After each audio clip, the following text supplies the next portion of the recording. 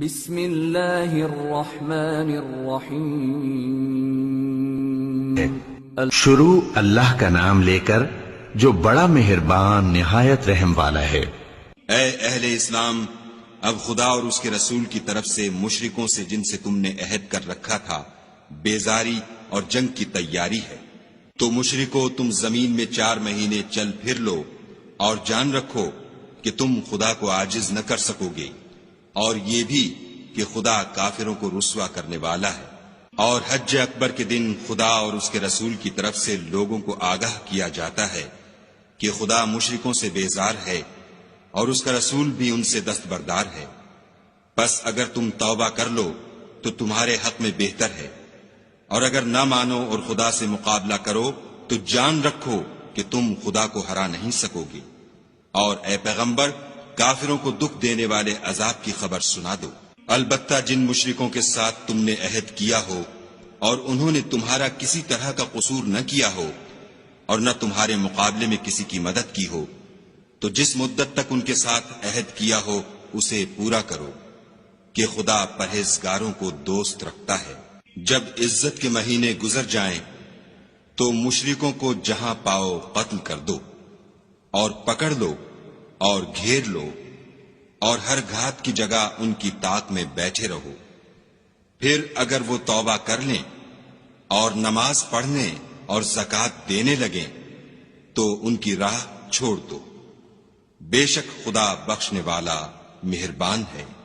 اور اگر کوئی مشرک تم سے پناہ کا خواستگار ہو تو اس کو پناہ دو یہاں تک کہ کلام خدا سننے لگے، پھر اس کو امن کی جگہ واپس پہنچا دو، اس لیے کہ یہ بے خبر لوگ ہیں۔ بھلا مشرکوں کے لیے جنہوں نے عہد توڑ ڈالا خدا اور اس کے رسول کے نزدیک عہد کیوں کر قائم رہ سکتا ہے؟ ہاں، جن لوگوں کے ساتھ تم نے مسجد محترم یعنی خانہ کعبہ کے نزدیک عہد کیا ہے، اگر وہ اپنے عہد پر قائم رہیں تو تم بھی اپنے قول و قرار پر قائم رہو، بے شک خدا پرہیزگاروں کو دوست رکھتا ہے۔ بھلا ان سے عہد کیوں کر پورا کیا جائے جب ان کا یہ حال ہے کہ اگر تم پر غلبہ پالیں تو نہ قرابت کا لحاظ کریں نہ عہد کا۔ یہ منہ سے تو تمہیں خوش کر دیتے ہیں لیکن ان کے دل ان باتوں کو قبول نہیں کرتے اور ان میں اکثر نافرمان ہیں۔ یہ خدا کی آیتوں کے عوض تھوڑا سا فائدہ حاصل کرتے اور لوگوں کو خدا کے رستے سے روکتے ہیں۔ کچھ شک نہیں کہ جو کام یہ کرتے ہیں برے ہیں۔ یہ لوگ کسی مومن کے حق میں نہ تو رشتہ داری کا پاس کرتے ہیں نہ عہد کا، اور یہ حد سے تجاوز کرنے والے ہیں۔ اگر یہ توبہ کر لیں اور نماز پڑھنے اور زکوٰۃ دینے لگیں تو دین میں تمہارے بھائی ہیں، اور سمجھنے والے لوگوں کے لیے ہم اپنی آیتیں کھول کھول کر بیان کرتے ہیں۔ اور اگر عہد کرنے کے بعد اپنی قسموں کو توڑ ڈالیں اور تمہارے دین میں طعنے کرنے لگیں تو ان کفر کے پیشواؤں سے جنگ کرو، یہ بے ایمان لوگ ہیں اور ان کی قسموں کا کچھ اعتبار نہیں، عجب نہیں کہ اپنی حرکات سے باز آ جائیں۔ بھلا تم ایسے لوگوں سے کیوں نہ لڑو جنہوں نے اپنی قسموں کو توڑ ڈالا اور پیغمبر خدا کے جلا وطن کرنے کا عزم مصمم کر لیا اور انہوں نے تم سے عہد شکنی کی ابتدا کی۔ کیا تم ایسے لوگوں سے ڈرتے ہو؟ حالانکہ ڈرنے کے لائق خدا ہے، بشرطے کہ ایمان رکھتے ہو۔ ان سے خوب لڑو، خدا ان کو تمہارے ہاتھوں سے عذاب میں ڈالے گا اور رسوا کرے گا، اور تم کو ان پر غلبہ دے گا، اور مومن لوگوں کے سینوں کو شفا بخشے گا، اور ان کے دلوں سے غصہ دور کرے گا، اور جس پر چاہے گا رحمت کرے گا، اور خدا سب کچھ جانتا اور حکمت والا ہے۔ کیا تم لوگ یہ خیال کرتے ہو کہ بے آزمائش چھوڑ دیے جاؤ گے؟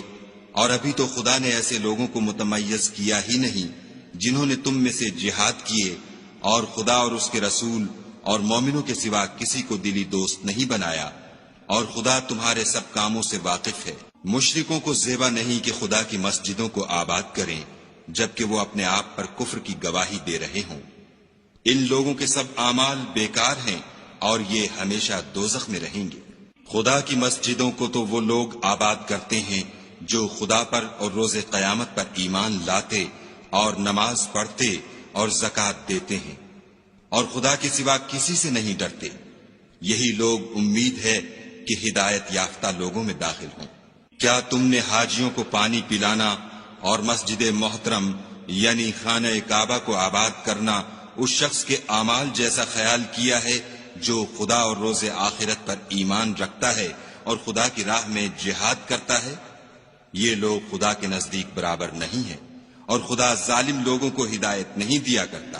جو لوگ ایمان لائے اور وطن چھوڑ گئے اور خدا کی راہ میں مال اور جان سے جہاد کرتے رہے، خدا کے ہاں ان کے درجے بہت بڑے ہیں اور وہی مراد کو پہنچنے والے ہیں۔ ان کا پروردگار ان کو اپنی رحمت کی اور خوشنودی کی اور بہشتوں کی خوشخبری دیتا ہے جن میں ان کے لیے نعمت ہائے جاویدانی ہے، اور وہ ان میں ابد الآباد رہیں گے۔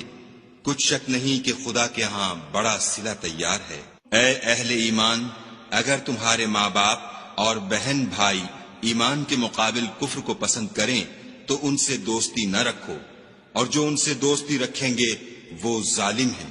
کہہ دو کہ اگر تمہارے باپ اور بیٹے اور بھائی اور عورتیں اور خاندان کے آدمی اور مال جو تم کماتے ہو اور تجارت جس کے بند ہونے سے ڈرتے ہو اور مکانات جن کو پسند کرتے ہو خدا اور اس کے رسول سے اور خدا کی راہ میں جہاد کرنے سے تمہیں زیادہ عزیز ہوں تو ٹھہرے رہو یہاں تک کہ خدا اپنا حکم یعنی عذاب بھیجے، اور خدا نافرمان لوگوں کو ہدایت نہیں دیا کرتا۔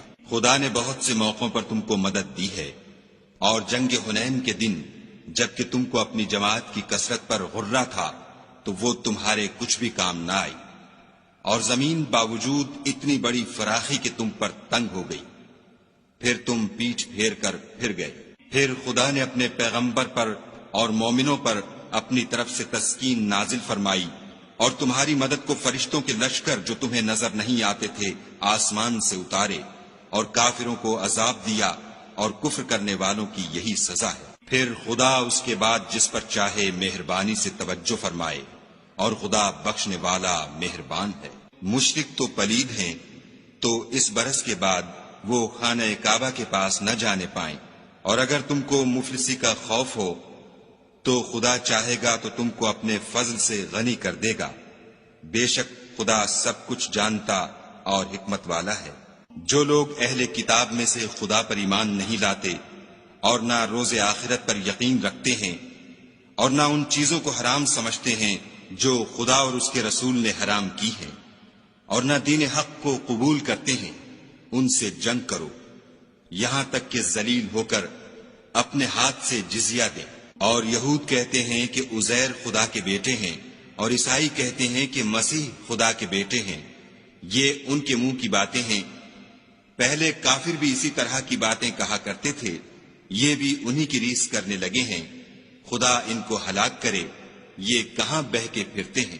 انہوں نے اپنے علماء اور مشائخ اور مسیح ابن مریم کو اللہ کے سوا خدا بنا لیا، حالانکہ ان کو یہ حکم دیا گیا تھا کہ خدا واحد کے سوا کسی کی عبادت نہ کریں، اس کے سوا کوئی معبود نہیں، اور وہ ان لوگوں کے شریک مقرر کرنے سے پاک ہے۔ یہ چاہتے ہیں کہ خدا کے نور کو اپنے منہ سے پھونک